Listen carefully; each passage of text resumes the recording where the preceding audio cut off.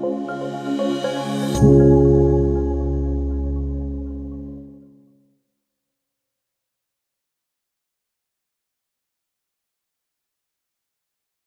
and with that, we're going to get started. Welcome to another virtual listening session held by the members of the Board of County Commissioners. I'm Dylan Blaylock with Clackamas County's Public and Government Affairs Department, and I'll be coordinating the public comments for today's meeting. Today, we have with us Commissioners Sonia Fisher and Martha Schroeder. My thanks to both of you for being here. Today's listening session is an opportunity for county residents and stakeholders to relay comments supporting children during the pandemic. The two commissioners will provide some opening remarks, and then we will move on to opening up the Zoom lines, as it were. And we're going to start off with the comments from Commissioner Fisher. Commissioner. Thank you, Dylan. Thank you all for joining us this evening. During this ongoing pandemic, the County Commission has prioritized staying connected to our residents, and using these platforms, virtual platforms, has allowed us to do that, to have listening sessions. And we've really noticed quite a bit of participation and some pretty remarkable input, ideas, solutions that have been very helpful to us as leaders for our community. We recognize that people are really struggling out there, whether it's job loss, extra burdens with caretaking, issues of isolation, depression, anxiety, all of the health issues and concerns about the pandemic. And then adding on to that, the recent crisis of the wildfires that we have just experienced, and just the ongoing sense of uncertainty that's out there.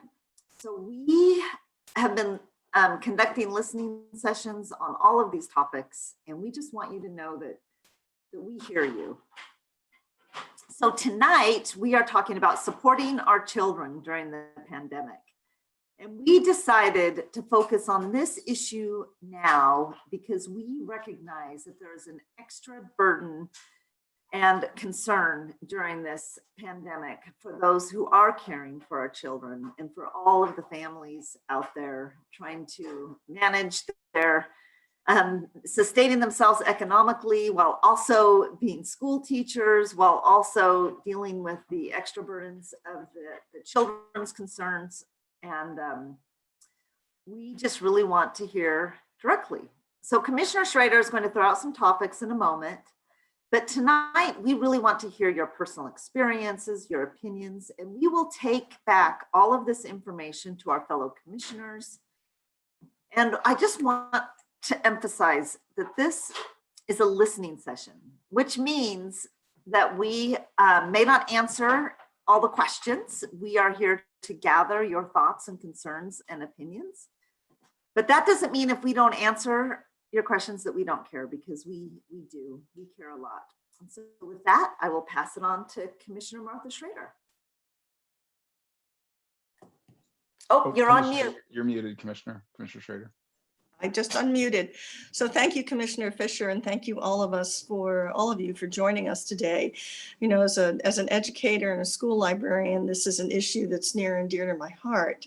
And what we're really interested in today is listening about any residents' experiences with taking care of children during the pandemic. I know with my own experience with my own children, daycare has been a huge issue. And this is not only in this country, but in England, where my daughter is. So this conversation can include thoughts on school operations and plans. Again, as I mentioned, child care issues or anything related. And Dylan, I think you have a few topic questions that you wanted to pull up to get the ball rolling.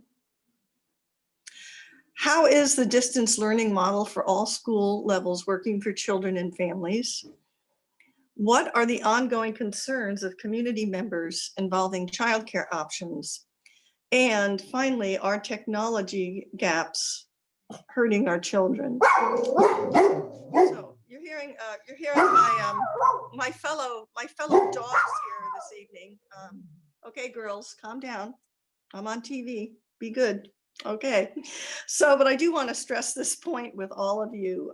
With regard to schools as commissioners, We do not oversee nor have any authority over local school district operations within the county. We do talk to all of our superintendents. We do liaison with them. Often we'll attend their meetings, but they are the decision makers with their boards of education. But we want to really hear directly from you so we can actually better understand what you're experiencing and what's your best advice to us at the state and local levels. We look forward to your comments today. We're trying to get through as many as we can. And with that, I'm going to turn it over to Dylan so we can begin our listening session. Excellent. Thank you very much, Commissioner Fisher and Commissioner Schroeder. I also have several emails to read from individuals who were not able to make this meeting live, and I will be reading those over the course of the next 50 minutes or so. We received a dozen emails, Commissioners, so hopefully we will get to all of them and through any comments made by live attendees. And I would like to reiterate the point made by Commissioner Schroeder. It is important to note with regard to schools, just so we all know, Commissioners do not oversee nor have authority over local school district operations within the county. All right, if any attendees would like to provide a comment, you can hit your raise hand button now on the Zoom bar. That's at the top or bottom, depending on your device. If you are on the phone, we don't have anybody on the phone, so we don't have to worry about that.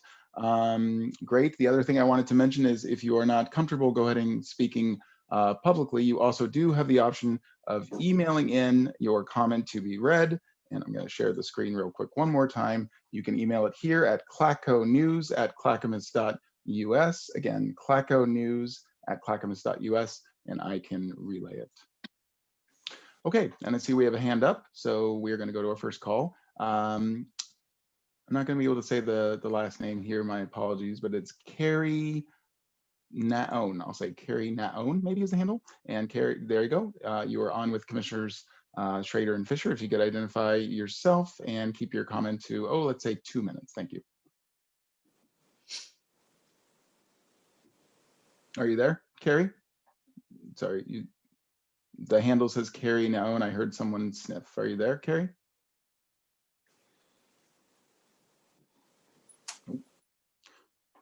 She just went on mute. So, okay, we will go to, we don't have another hand raised right now, so I will go ahead and start with the emails that we got, and maybe we will bring that person over in a second.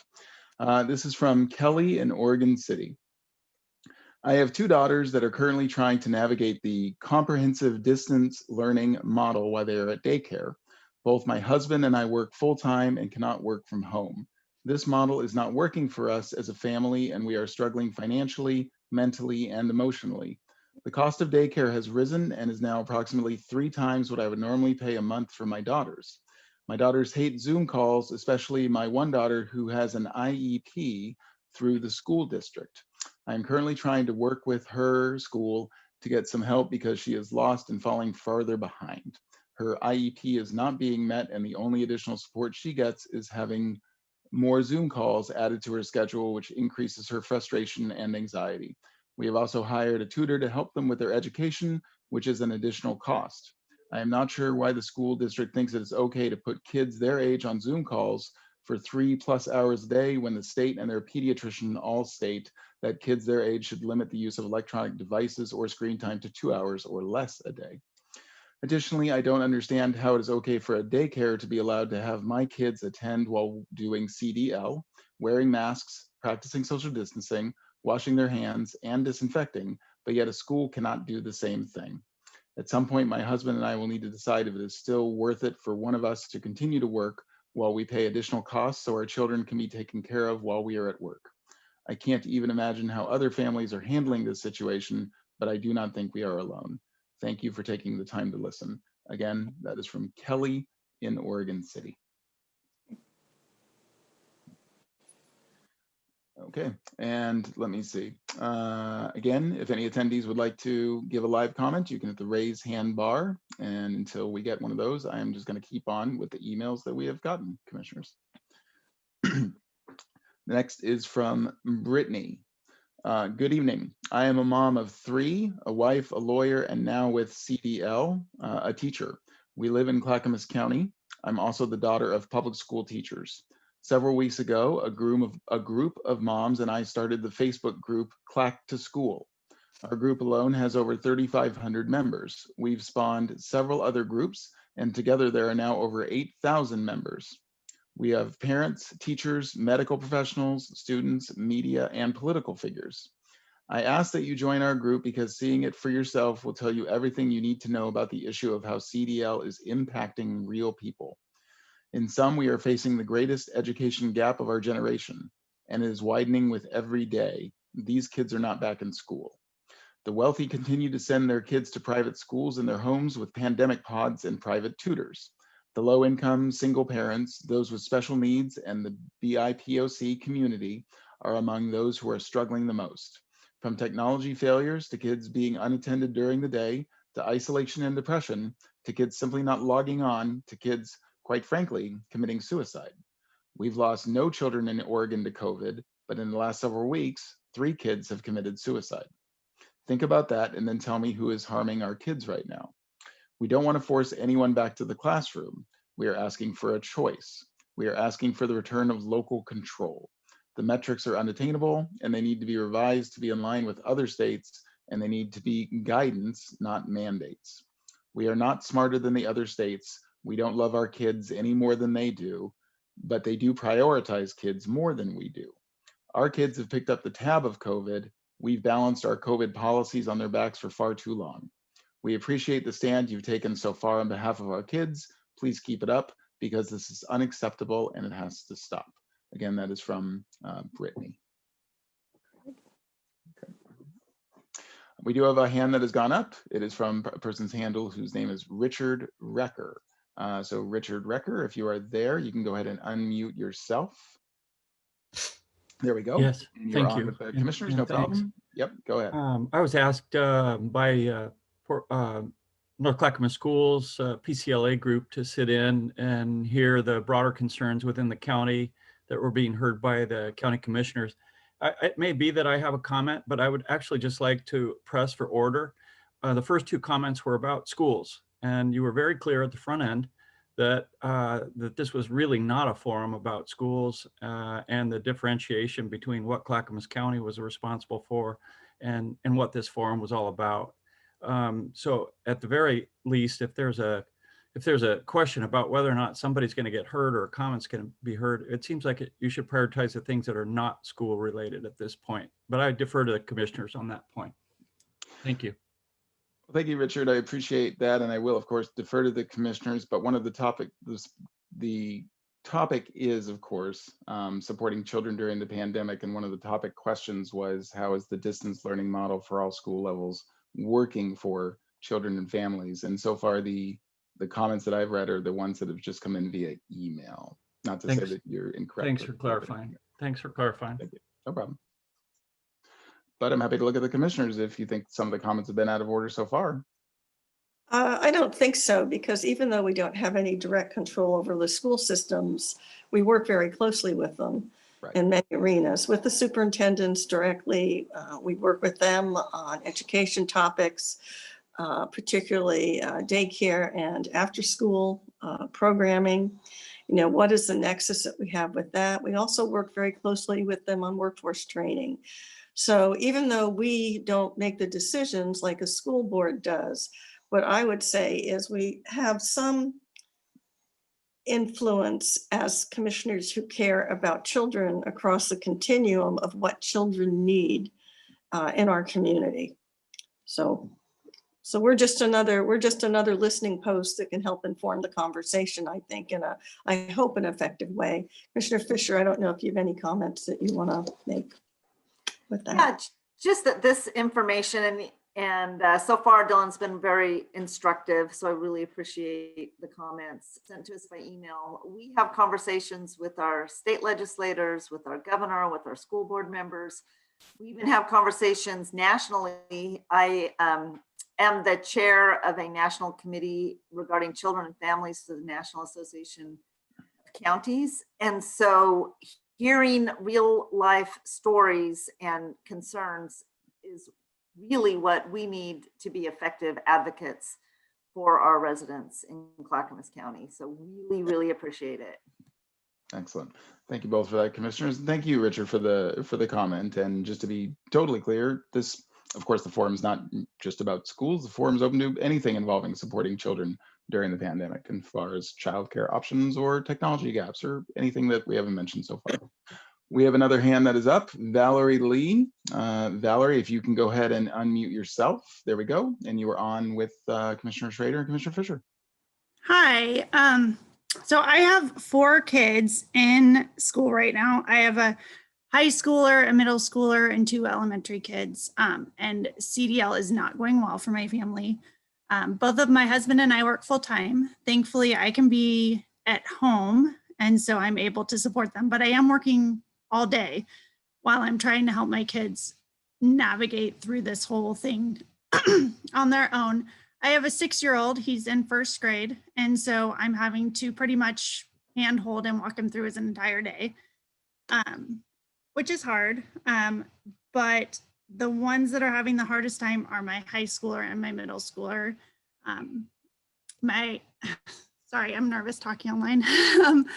My high schooler, she was a very motivated kid, and she wanted to graduate with honors.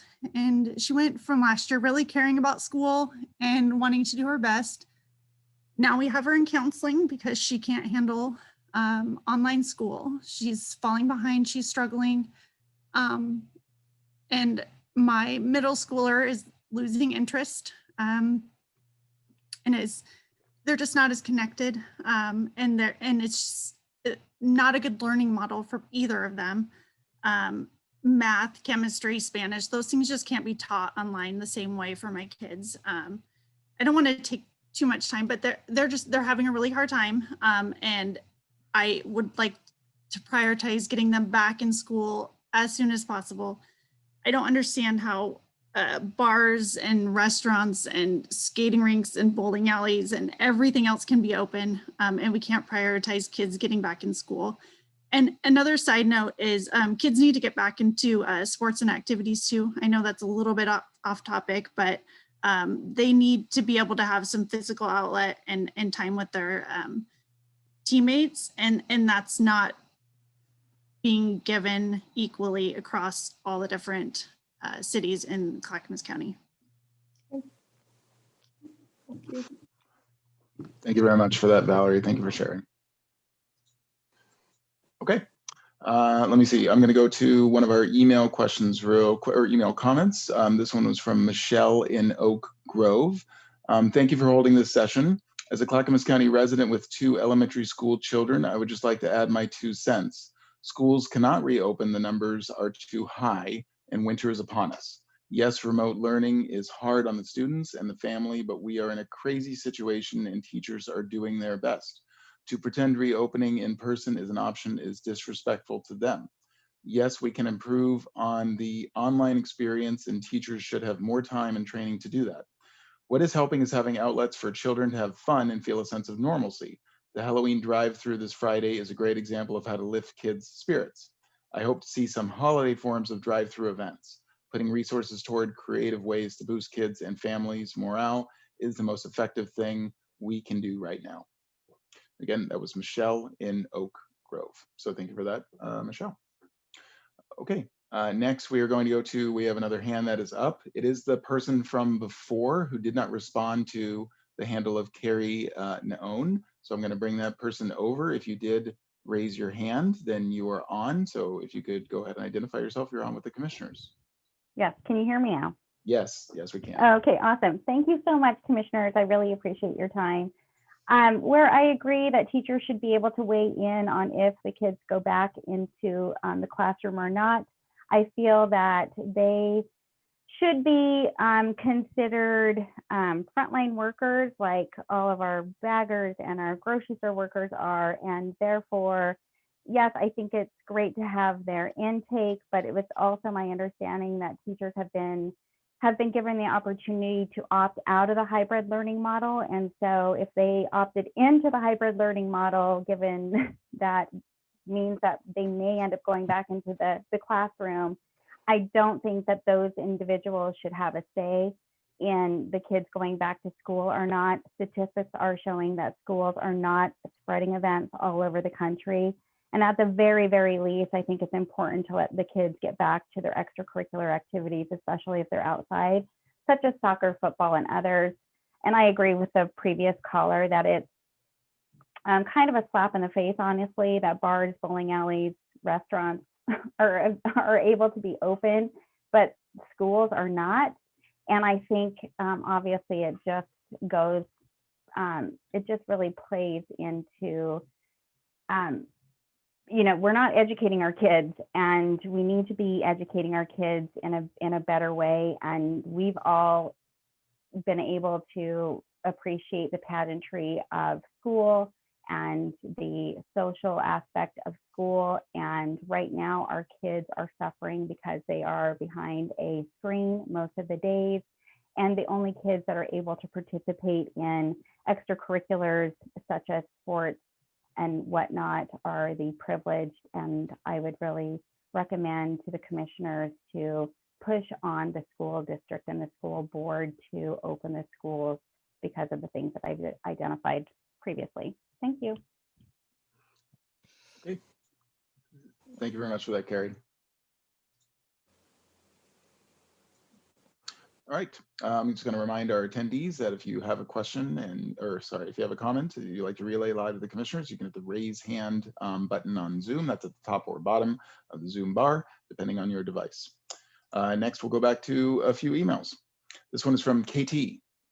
I understand you also want to hear firsthand about the experiences children, families, parents are facing daily with 100% remote learning with no other option that is currently being offered. I will tell you this, some children are thriving, but that is the minority. Young children need help from a caretaker for most of the online learning platform to complete assignments, etc., which is a tremendous burden on working families. Women are leaving the workforce in the thousands. Soon, families will start leaving public school or even the state if we do not offer a choice to our children. For the children who are struggling, tears, tantrums, depression, isolation, fear, anxiety, etc., are more relevant now than ever. Children who once loved learning are beginning to hate it. Children with special needs are getting left further behind with limited additional support offered. Children who are abused at home, who once had a safe place to go, like school, where abuse could get recognized and reported, are not being protected. Children who once had structure, a meal to eat, and people who cared about them are now getting no education and potentially being abused at home. The inequity that this situation has created is frightening. The peripheral effects this will have on mental health, Oregon's education system, employment, the economy, homelessness, the list goes on, does not seem to be taken into consideration. For families and children who need to be in a classroom, our voices are not being heard. Yet it is very clear that families and staff who have praised Oregon's decision and are content on 100% online learning for the foreseeable future have a huge voice. Why can't we offer an in-person option for those who need it while not taking away the choice for those who aren't comfortable returning?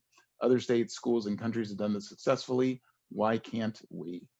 Again, that is from KT. So thank you, KT, for the comment.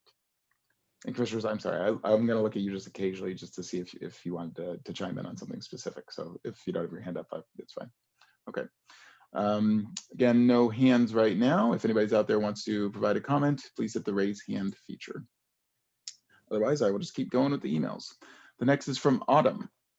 I have 2 junior high age kids, and with this distance learning, they are suffering bouts of depression, sleeping less, and have actually gotten on medication to try to sleep more.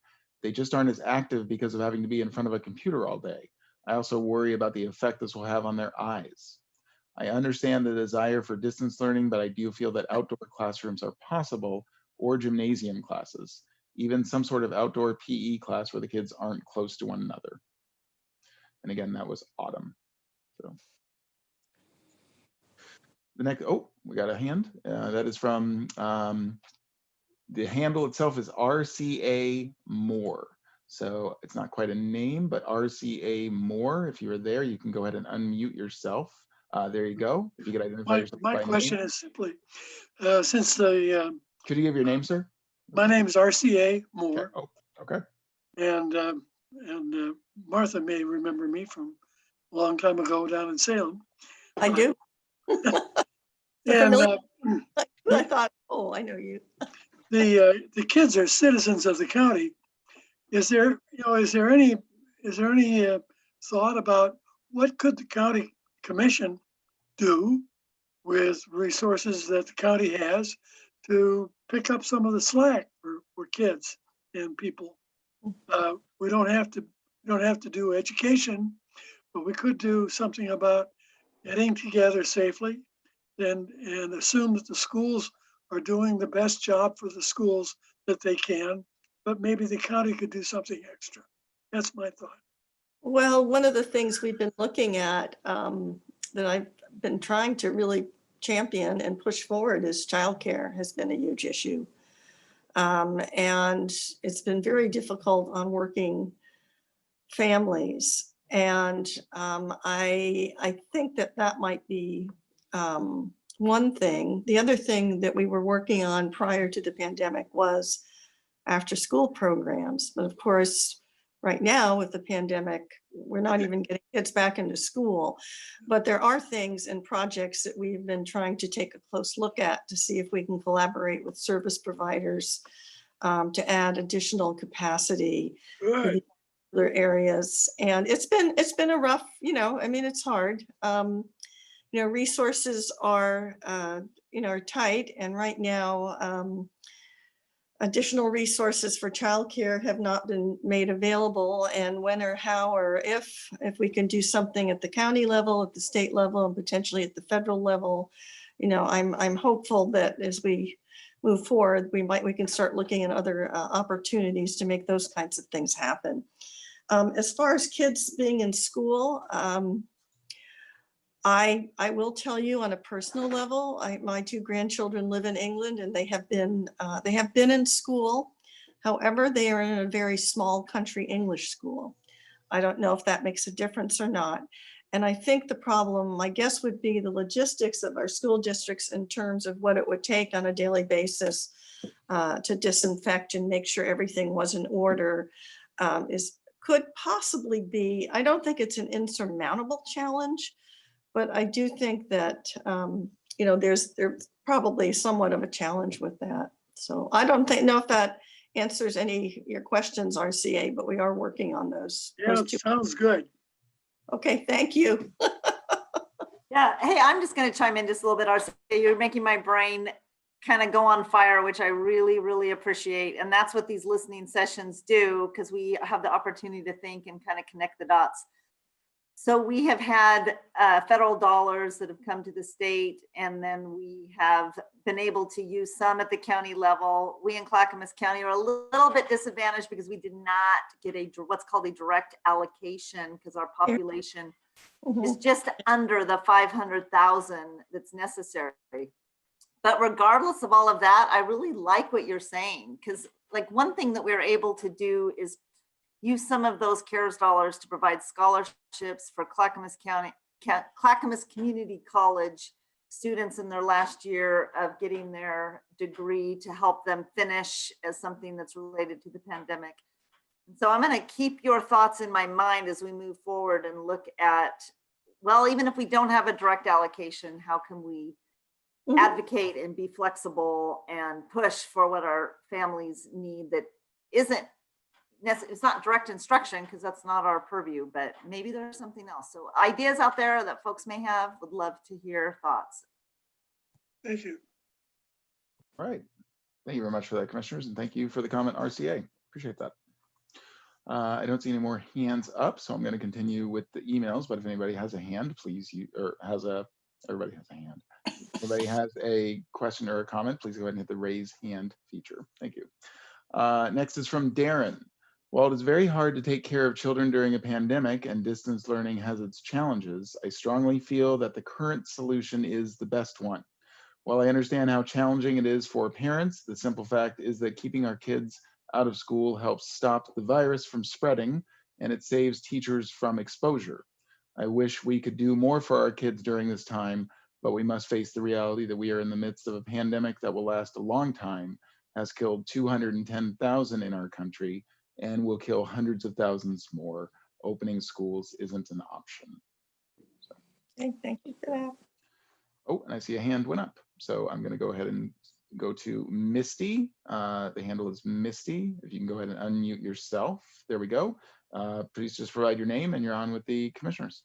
Hi, my name is Misty Adcox, and I am a full-time working mother of two. Both my children are in a bilingual program here in Clackamas County. Both of my children also have IEPs. Prior to the COVID moments, I do know that I lost my house daycare and I had to find a new one, and I try to keep her through this time. However, the more time I was working at home, it was better just to keep the kids at home with me. But I do know from my previous experience trying to find a place to put my kids when I need to go into work right now for a temporary drop-in is a very difficult thing for me as a mom. And I do get called in randomly to go into my work. Normally I call my father-in-law to ask him to come over and watch them, but still at that time it's very difficult. My biggest concerns are the technology, kids logging in and out of classes. It's very hard for the kids to stay engaged. My 6-year-old going in and out, it's just a constant, he can't stay focused, he's late, he's not on time. And then my daughter, who has ADHD and dyslexia, half the time isn't turning in all her assignments, and I'm spending my evenings playing catch up, just trying to catch up and find out what I'm missing or what the teachers have sent back saying that they didn't do while I was working. So as a parent, I'm extremely high stress. One of the things that I do miss is the swimming pool and taking the kids to swimming lessons and things of that nature. I do know they opened North Clackamas swimming pool, which I'm so excited for. However, that kind of doesn't help the little ones who need the activities. So as people said, activities would be awesome. I also know that there's all those buildings that we own as a the school district or the North Clackamas parks that are sitting empty that have been used for other things, that if there was some way we could take those resources that we do have as buildings and bring them together during this time to help support parents who are working from home or need more daycare support. Any parent who has both parents working outside of the house, I don't know how they do it. My husband works outside of the house and I barely stay up on working with my 40 hours a week. So, and let's see, I believe those are all the things I had. Thank you so much for taking my phone call. I appreciate your time. Thank you, Misty. Okay. Again, any attendees have a comment, please feel free to go ahead and hit the raise hand button. And with that, we'll go back to the emails we received. This is from Athena. I'm a liberal stay-at-home mom with 2 children in 4th and 6th grades. Online school does not meet our family needs. I wonder why schools in New York City, the epicenter of the pandemic, are offering hybrid in-class schooling and Oregon is not. Our metrics for allowing kids back in school seem out of step with the research showing greater lasting harm in children from the mental and emotional trauma, as well as poor learning than from their minimal risk of contracting or spreading this disease. Parents should have a choice. Again, that was Athena. Okay, next we have a comment from Tori and Yvonne. We are longtime Milwaukee residents and community volunteers. We believe that Governor Brown's metrics are unreasonable, and we would like to see our county commissioners pressure her office to update them. The metro area's infection rates do not justify the restrictions she has placed upon us, and they are completely out of line with the rest of the United States. Most recently, this was magnified by the fact that over 351 Division I basketball programs are currently practicing for the 2020 season. The only 2 programs in the entire country that are not allowed to practice are the University of Portland and Portland State University. And this is true knowing that Oregon has some of the lowest infection rates in the nation. We are not advocating for an unsafe return to business as usual. Masks and social distancing and safety protocols are a must. We are advocating to give our community members the choice to return to their lives safely. We have already done the work to flatten the curve that was asked of us. We fully support those who do not feel safe to participate, but their health risks and or fears should not be thrust upon those who are healthy and are willing to take that risk. Most importantly, these restrictions are hurting our low-income and at-risk community members the most. People with means are finding ways to live their lives as they so choose. They are hiring tutors and forming school pods and traveling out of the area for club sports and other activities. Low-income youth do not have access to clubs. They rely almost entirely on community programs that use school district facilities for their activities. These facilities are not available, so low-income youth are sitting at home, possibly in unhealthy situations, and playing video games while wealthier children are out living their lives. This is not right. Schools must be encouraged to open their facilities safely now, and they should be encouraged to open their classrooms safely as the metrics change. Parents, students, and athletes should have a choice. Please help us petition the state for that right. Again, that is Tori and Yvonne. Okay. The next email, and looks like we've got 4 more in total. Pam, it's a short one. Please do whatever you can to get schools back open. Children and their families are struggling with distance learning. School should never have been shut down. School is an essential service. Please make Oregon children a priority. And next we have, I think the name is maybe Haihua in Lake Oswego. Distance learning doesn't work for our 3rd grader. Here is how he was left behind during his language art class. His room teacher gave assignments to students during the Zoom meeting without communicating with parents what is expected to be done on a daily basis. We didn't realize this until 2 weeks later that our son only spent time reading the book, but didn't do any class assignments. Such distant learning setup seems to require at least one parent to sit through his entire Zoom class to figure out what is being assigned on a daily basis, which conflicts with our daily work schedule. Thank you for your attention. Thank you to you, Haihua. Okay, my apologies if I got the name wrong. Again, we don't have any hands up. If any attendees would like to provide a comment, you're welcome to hit the raise hand bar. Otherwise, we'll go through the last 3 emails I think we have. Depends how many we've gotten during the session, but here we go. Jennifer in Sandy. As a mother of 3 special needs children, this distance learning is proving to be particularly hard for my 3 special needs children. I have 2 with autism. I have 3 with ADHD. 1 has a severe speech condition. The youngest of 3 boys is about as high up on the autism spectrum as you can get. And I think that schools should be open for the special needs community to get access to care that is proving to be difficult. I work graveyards myself. I try my best to help my kids during the day, and my fiance is doing the best he can for my younger son, who again is extremely special needs. So it makes it really hard when he should benefit from going to the classroom.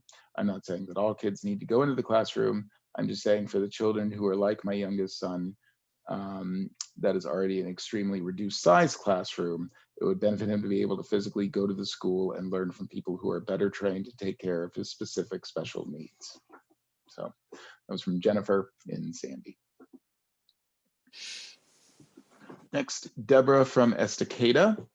I've been attempting to help my grandchildren with distance learning as both parents work. It's been very frustrating for the middle school child. I am angry that the kids are marked absent from class if they have an assignment they didn't finish. Why not just notify us of a missing assignment?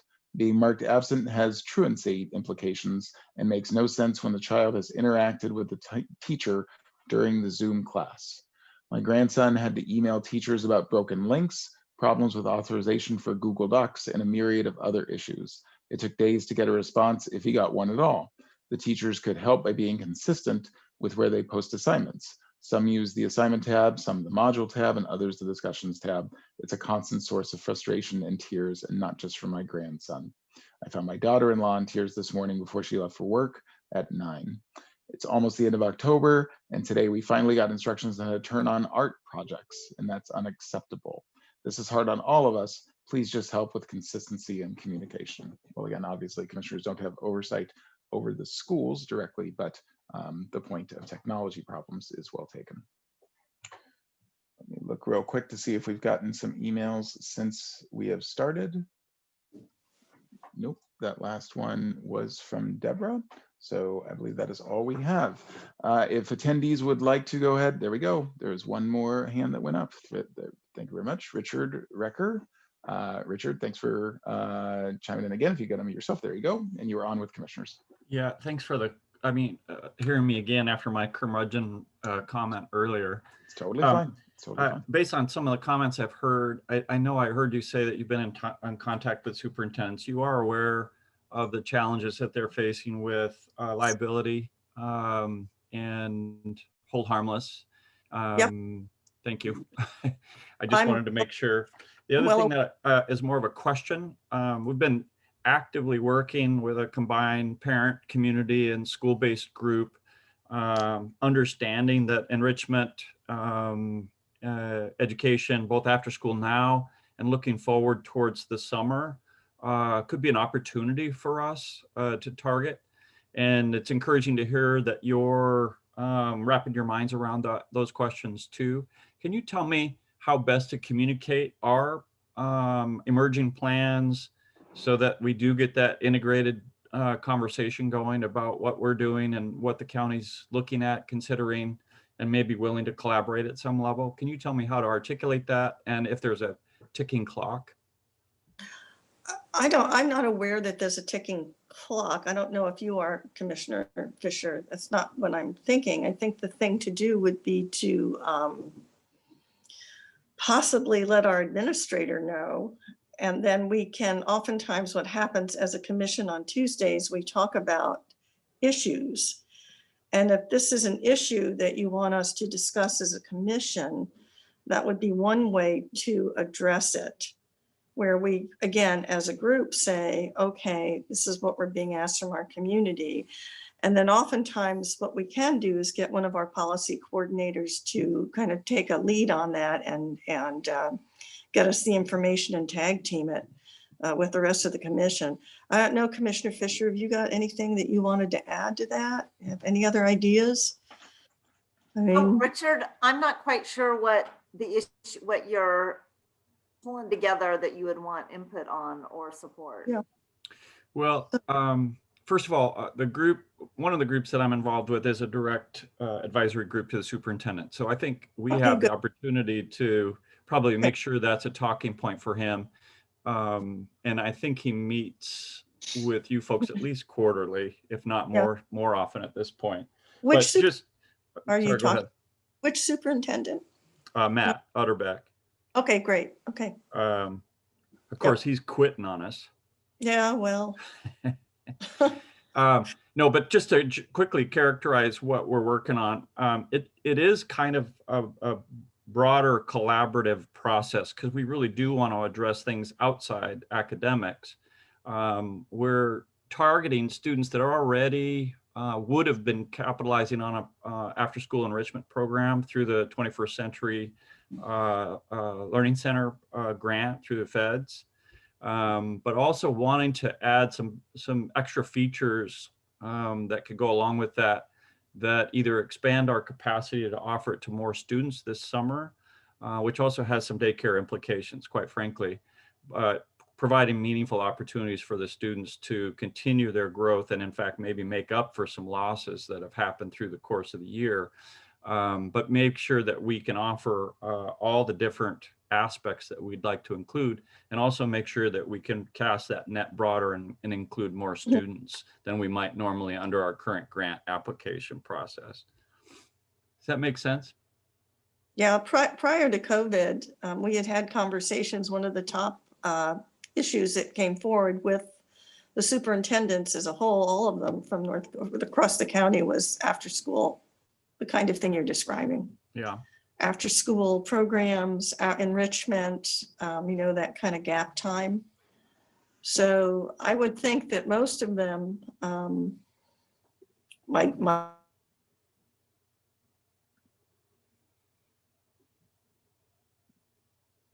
Uh-oh.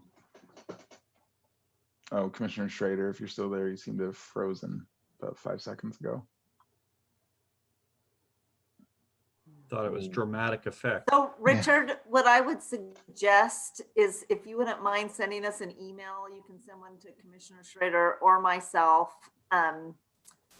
just kind of outlining what you would like us to discuss with our colleagues. And that will really help us get it sort of into the system of county government.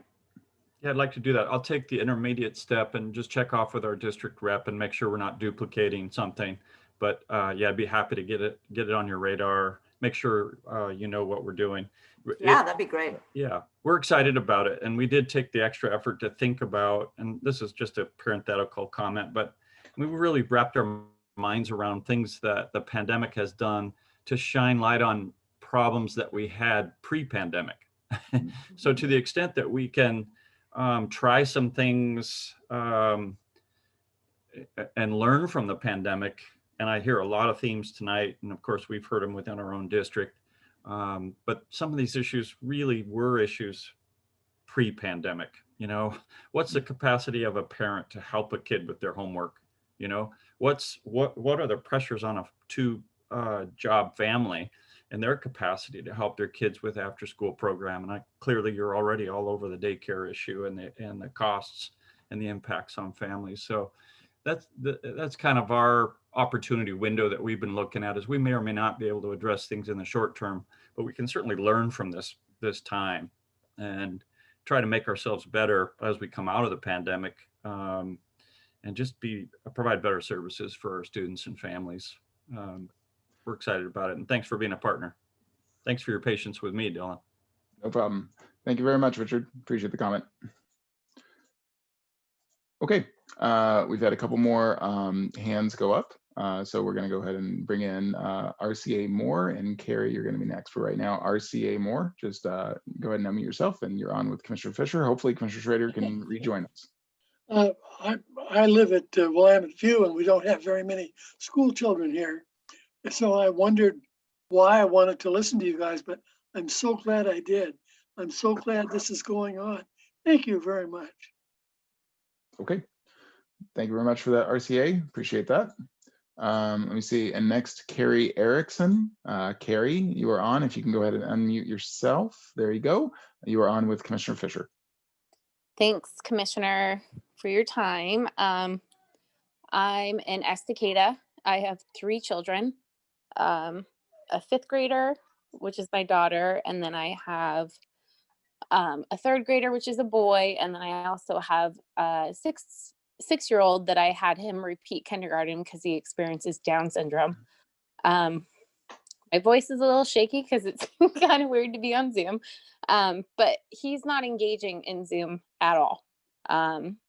You pull out the tablet for him, you try to sit him down, and it's way over his head. There's no direct instruction for just him, which he gets so much of that at actual school. He's falling farther and farther behind. He hasn't seen any of his friends. It's just been really hard. So sorry I'm crying, but it's taken a toll on our family really bad. So I just wanted to be honest and let you guys know. Thank you for your time. Thank you for that, Carrie. Hi, Dylan, I'm back. Okay. I'm sorry, for some reason it dropped. I apologize, Commissioner Fisher. Oh, that's okay. I just wanted to respond to Carrie's comments. Mm-hmm. So Carrie, I don't know if you know, but I have a daughter that has what's called Angelman Syndrome. And while I believe that your son has an extra 21st chromosome, mine is missing part of her 15th chromosome. Oh, wow. And I know how hard it was when she did have school to just manage through a day. And so my empathy for families that have children with special needs that are trying to manage an IEP. And I know for my daughter, the most education that she got at school was just learning how to function in the world and to be socialized and to connect with other children, not grab their food at the lunch table, walk in a line, not grab the child in front of her so that she doesn't go there, or get angry and reach out and grab someone to pinch them or scratch them, or because she's nonverbal. And that really her education was being socialized. That was what she needed to have a way in the world. And my heart is just there with you. So challenging. And when I just can imagine having a child with Down syndrome. There's so much potential to read and write and participate in ways in learning and getting ready and go to college and do those things. Those are all absolutely attainable for your son. And to not have the education, the level of education during this pandemic. 7 months is like 10 years for us. I mean, it's so critical for our kids. So my heart, I dream about the kids in our community, like your son, and really, really looking to try to find a way to help. And then once we figure out ways to help our children with special needs in their unique and individual learning styles, I mean, all kids are unique and special. And so we do have a lot to learn. Like the previous caller said, this pandemic is really bearing the cracks in our systems across the board. And if we could emerge from it better than before, wouldn't that be a blessing? So anyway, Carrie, sorry to go on and on for myself, but I just really empathize with what. Thank you. No, I appreciate that. It's definitely been a struggle. It's been so hard. And, he doesn't understand what's going on in Zoom. When he talks to his grandma, it's like Zoom calls, but when a teacher is trying to instruct them on a Zoom call, he just wants to play and have fun. And then he runs away constantly. And the school district, definitely tried to implement like a different stay-at-home schedule. And anytime I bust out that tablet now, anytime I give him that tablet, like he hits the table and he runs away, and I'm not giving him an education. It's not a free, appropriate public education, that it's not what he's getting. And I know that we can return kids to school safely. And especially a kid like mine, like they have to be in school for social, like you said, like that's the biggest part. They learn from their peers, peer models, that's the biggest thing for him. Well, thank you so much for taking the time to be with us. Yeah. I really Thank you. appreciate it. We appreciate Thanks it a for lot. listening. I appreciate it too. Thank you very much, Carrie. Okay, we have one more hand that is up. It is Carrie from before. I'm sorry, Carrie, I still didn't hear how to pronounce your last name, but you are on with Commissioners Fisher and Schroeder. Carrie, are you there? Carrie Naon, maybe?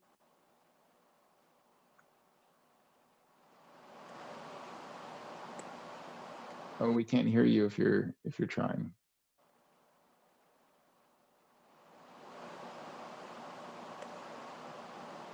Oh, I'm sorry, Carrie. I don't think this is gonna work. It's not. Yep, it's not doing it. Okay. Let me see. Well, we don't have, unless there's any more hands from anyone else. If anybody else has a, nope. Okay, I guess I will, I see we're coming close to 7 o'clock. We have no more emails. We have no more comments, commissioners. So any closing, oh wait, we'll try Carrie one more time. Let's see. Okay, Carrie, go ahead and unmute yourself. And Let's see. Carrie, are you there?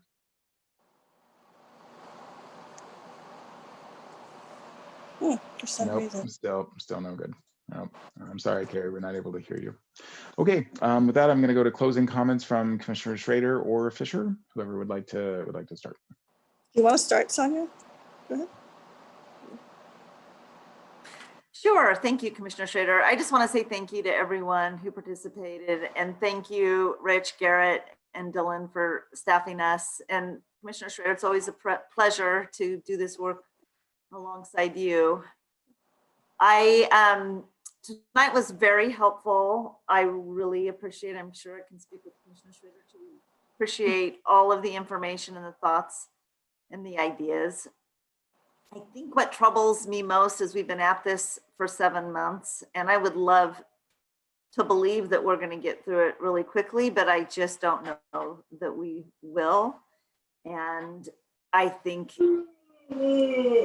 hoping that we can somehow figure out a different way through and really encourage our leaders to problem solve safe ways to provide the small learning pods that could happen so that kids can learn safely. And I know that I've been in conversations around discussing ideas, and it seems that our mentality is, well, if we just get to the metrics, we just get to the metrics, and then we can open and planning to get to the metrics. And as commissioners, we are watching those metrics. We're watching phase 1 metrics, phase 2 metrics. We're watching school metrics. If you jump in on any of our commission meetings, you're going to see us studying metrics. But there was an NPR story. I'm sure we could find it, but it talked about during the pandemic. Was it Commissioner Schroeder's at 1917 or 1918? It was 1917. Okay, thank you. Yeah. So they talked about how they educated kids outside and in different ways. And I just kind of think there might be a lot of lessons there. I think we all have to keep being creative as the human beings that we are to really adjust how we look at things. And hopefully Commissioner Schroeder and I and the rest of the commission can be a voice along with the different networks that we have, and along with all of you, because you are, your stories are what drive policy. So thank you so much for sharing with us today. Okay. Well, thanks, Dylan. And I think you saw tonight how frustrating technology can be as a commissioner when I'm on, and then suddenly things freeze and go down. And my children are grown. You know, I have, as I said, the grandchildren. I can't imagine having a 3-year-old, a 5-year-old, 6-year-old, you know, elementary school, junior high, high school, and have that thing kind of happen, because technology isn't perfect and it is not an ideal way to learn. Really, one-on-one time, face-to-face time, the socialization that kids get in the classroom is essential for them to develop to be happy, secure adults. And so this is something that I think I can say my colleagues and I will be watching it. Commissioner Fisher is correct. All we do is look at metrics. And it has been a very, very long 7 months. I've been a commissioner for a while. I actually at one point thought there weren't many surprises left, but I have to tell you, this pandemic has been something that I never thought that we would experience in my lifetime, and how we navigate through it as a county and as a state, and even as a nation, is really going to test our mettle. I appreciate everybody that's spoken to us tonight. We really are trying as a commission to listen to our constituents so we can help solve the issues, not be deaf to what we need to be doing out there with our policies. So thank all of you. And I also want to thank Dylan and the rest of the staff for helping us put this together. My little blip probably had to do with my own internet connection here. But I have to tell you, our staff has done a phenomenal job keeping us connected to the citizens that we care so much about. So it's always a pleasure to be with you too, Commissioner Fisher. So, all right. Very good. Thank you very much for that, Commissioner Schroeder. Thank you, Commissioner Fisher. My thanks to both of you for joining us tonight. And my thanks to all the attendees for being with us as well. Last thing, as I usually do, if you're interested in keeping abreast of news coming out of the county and from commissioners specifically, you are always welcome to go to our website here, clackamas.us. If you go to the front page actually and scroll all the way down, we're basically on every other page that we have on the website. At the very bottom, it says get email updates. You can go to this page and sign up for any of our email lists. Specifically, I'll call out the monthly e-newsletter or the Board of County Commissioners, and you can be kept in the loop about when we are doing these, of course. We also always are looking forward to any ideas that the community has as far as topics for listening sessions. If you have any ideas for listening session topics, please feel free to, of course, email in clacconews@clackamas.us. So for Commissioners Fisher and Schroeder, I'm Dylan Blaylock with Clackamas County. Thank you very much for joining us. Thank you. Okay, thanks.